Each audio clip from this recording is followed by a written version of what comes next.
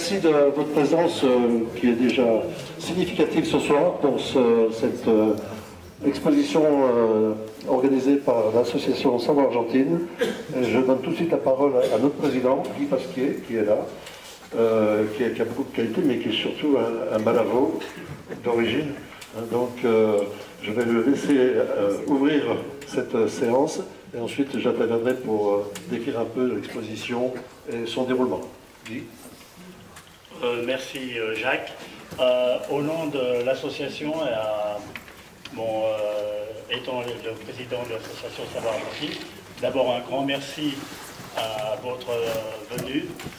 Pour nous, c'est très très important et puis c'est vrai qu'on cherche à redynamiser l'association. Grand merci à monsieur le maire de Publier et à tous les membres de la commune de nous mettre à disposition cette jolie salle. Et c'est vrai qu'au niveau, c'est merveilleux et je souhaite plein succès à l'exposition qui va durer quasiment un mois. Encore un grand merci à tous. Merci Guy.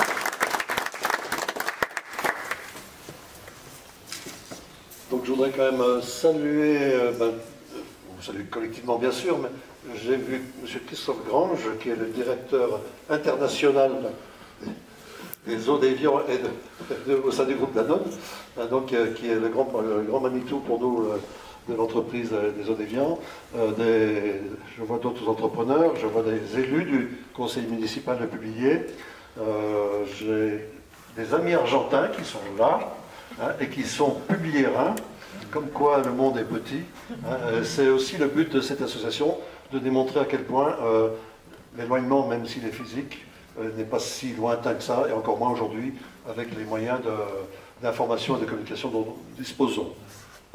Cette exposition s'inscrit dans la suite logique de la précédente, qui était consacrée à Anselme-Châtelnaz, qui était une institution publiéraine, centenaire, donc avec qui on a traversé un siècle d'histoire de la commune de Publier. Donc c'est une exposition qui a eu du succès parce qu'elle était dédiée à notre commune, mais c'est aussi, j'en suis convaincu, ce qui va se passer avec cette exposition-là, qui est une contribution au devoir mémoriel, bien sûr, et à la valorisation de notre patrimoine, donc de notre histoire. Un pays qui n'honore pas son passé n'a pas d'avenir. Donc il faudrait vraiment qu'aujourd'hui, dans notre société, on se préoccupe de ne pas oublier d'où nous venons, qui nous sommes et d'où nous venons. Sinon, nous ne saurons jamais où nous allons réellement. Notre histoire en particulier, elle est faite d'une forte émigration durant la seconde moitié du XIXe siècle, pratiquement jusqu'aux années 1920, compte tenu de la dureté de la vie que connaissaient nos grands anciens, nos aînés, de l'absence de perspective pour de très nombreux Savoyards, Valdôtains, Valaisans. À l'époque, les familles, 11 enfants, c'était courant. Je le sais, puisque j'en fais partie. J'en ai pas 11, mais j'ai une famille de 11 enfants. Donc, il fallait nourrir toutes ces bouches, et ce n'était pas évident. Puis à cette époque, de nouvelles contrées recherchaient de la main-d'œuvre, qualifiée, robuste. C'est d'ailleurs ce qui a amené à choisir des Savoyards, des Valdôtains, des Valaisans, pour aller faire fructifier ce qu'on appelait le Nouveau Monde. Nouveau Monde, essentiellement orienté sur les continents américains. Avec la Louisiane, l'Argentine s'est révélée donc comme la seconde terre d'accueil de nos ancêtres chablaisiens, qui à leur arrivée sur site se voyaient attribuer une concession à valoriser. Cette politique a été conduite à l'époque par un général, moi je suis solidaire des généraux, donc le général Urquiza, on l'aperçoit, je crois qu'il est là-bas. Donc ce qui est important aussi, c'est de savoir que pour les gens qui partaient, c'était un voyage sans retour. On a des amis originaires d'Égypte, je ne sais plus où est-ce qu'ils sont, ils sont là. Donc ils me disaient, j'ai connu ça aussi, j'ai quitté l'Égypte pour ne jamais y retourner.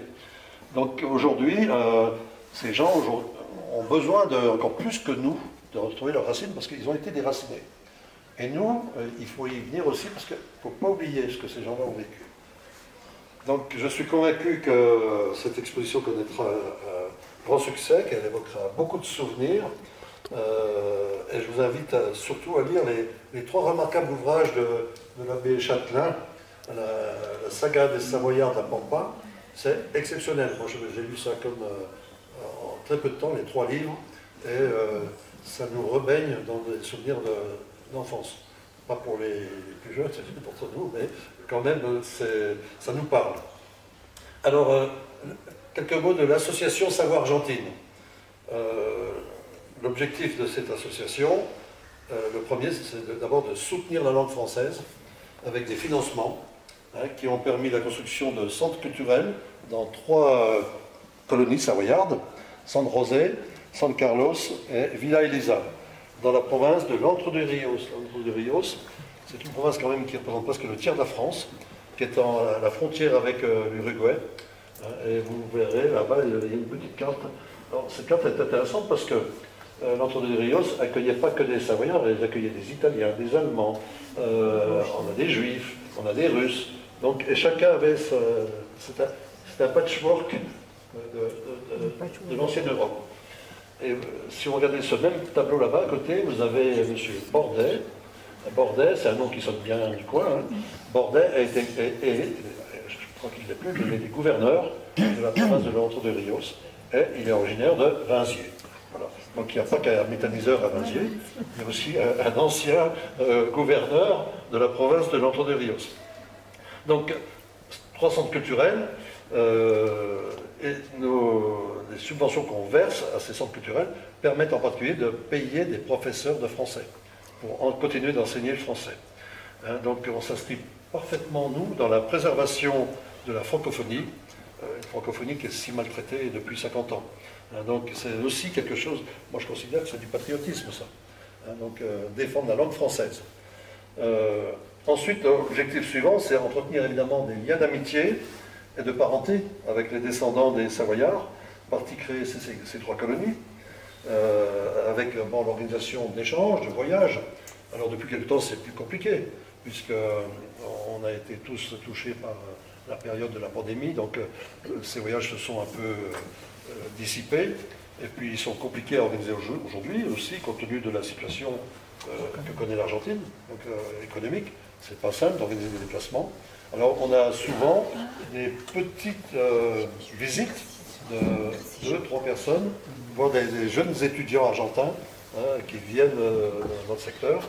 Donc c'est de ce niveau-là, mais c'est clair qu'on a pour objectif de réorganiser assez vite les grands voyages il y a 15-20 ans, à l'époque glorieuse de Savoie-Argentine, portés par les élus locaux. Je reviendrai sur les élus locaux après. Enfin, c'est répondre aussi aux demandes de recherche généalogique, parce qu'il y a beaucoup d'attentes. Les gens ont besoin qu'on aille rechercher pour eux. Alors aujourd'hui, on a des outils qui permettent de faire de la recherche généalogique, mais c'est important pour eux de trouver le fil conducteur. Vous verrez, vous avez des projections. Il y a un voyage qui est projeté, là, qui a été filmé sur TF1, et on voit des familles, qui est à Bonnevaux, et puis on a une famille qui visite le village de Poublier. C'est nous. Donc à Poublier, il y a des descendants de la famille Belle. Et sur le monument aux morts de Poublier, il y a deux Belles, qui étaient donc ses arrière-grands-parents. Donc tout ça, ça a énormément de sens.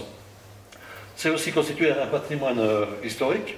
Donc j'ai évoqué les 3 ouvrages de l'abbé Châtelain, mais on doit faire aussi, nous, un travail de prolongation de cette exposition. Et là, il faut saluer le travail qui a été fait par l'association dans le passé. Tous ces panneaux-là, ils ont été construits. Et aujourd'hui, il faut qu'on écrive la suite, parce qu'on s'arrête presque à l'année 2000. Donc il y a un quart de siècle qu'il faut maintenant rajouter, écrire. Et enfin, motiver les jeunes, évidemment, sur l'intérêt de retrouver leurs racines. Alors cette exposition, elle est constituée de 26 panneaux. Elle est assez facile à suivre parce que les panneaux sont bien numérotés. Donc vous allez de 1 à 26. C'est très pédagogique. On a des vitrines qui comprennent des objets divers. Alors il y a un peu d'artisanat argentin au fond là-bas. On enrichira petit à petit. Et puis aussi, surtout, beaucoup d'ustensiles et d'outillages qu'emmenaient nos ancêtres sur le départ. Alors bien qu'il s'agissait d'un voyage sans retour, ben, il fallait évidemment limiter quand même le matériel à emmener, parce que les conditions de traversée étaient drastiques quand même, donc ça contraignait beaucoup de choix difficiles à faire. Les projections vidéo, qui seront là pendant toute la durée de l'exposition, il y a ce fameux voyage donc, des Argentins ici, et puis on a la complainte du migrant en Argentine, une chanson, et puis évidemment qu'il fallait mettre un tango. Hein, l'Argentine sans tango, où ils sont nos amis argentins? Ils ont bougé. Donc, si on n'a pas le tango, si on n'a pas un asado, et si on n'a pas un mappé à fumer, on n'est pas argentin. Voilà. Donc, le déroulement de l'exposition, de ce moment ce soir jusqu'au 22 novembre inclus, elle sera en accès libre. Mais je crois qu'il faut vraiment privilégier les mercredis après-midi et les samedis après-midi. De 14h à 17h, vous aurez au moins toujours 2 membres de l'association pour vous accueillir, vous accompagner, etc. Alors évidemment que si vous souhaitiez adhérer à l'association, vous seriez tous cordialement bienvenus. Hein. Mais il y a de bonnes raisons pour moi d'adhérer à l'association, je l'ai déjà dit. C'est le lien social, c'est la recherche de nos racines, c'est l'ouverture sur d'autres horizons, puis c'est la contribution à la préservation de notre patrimoine. Donc si toutes ces valeurs vous parlent, venez nous rejoindre, nous serons heureux de vous accueillir, et puis surtout de faire des recherches ensemble. Voilà pour cette soirée de présentation. Je ne voudrais pas terminer sans remercier tous les adhérents de notre association qui ont assuré le montage de cette exposition. Remercier Mireille et Raymond Maurice, qui ne sont pas là ce soir, mais ils sont descendus en urgence absolue de Saint-Jean-d'Eau ce matin pour nous amener des objets, parce que c'est Maurice Morel, Raymond Maurice Morel. Et il est donc un collectionneur compulsif d'antiquités locales, donc il nous a bien aidés. Remercier bien sûr, Guy l'a fait avant, le cabinet de la mairie et puis notre service communication, et les élus. Alors je vais terminer par les élus. Je forme le vœu que les élus locaux ne se contentent pas de chanter le refrain de Zélobroge une fois de temps en temps et de faire des selfies. Il y a beaucoup mieux à faire quand on est élu local, quand on veut défendre sa région. Donc j'aimerais bien que les Savoisiens qui sont des folkloriques se réveillent et viennent bosser. Ça nous changerait les idées. Donc, et je compte bien aussi sur l'engagement des élus locaux. On avait un conseil départemental, d'ailleurs, vous verrez, il y a un endroit, un tableau de remerciement au conseil départemental, qui s'était très impliqué dans le suivi financier, dans l'accompagnement de notre association.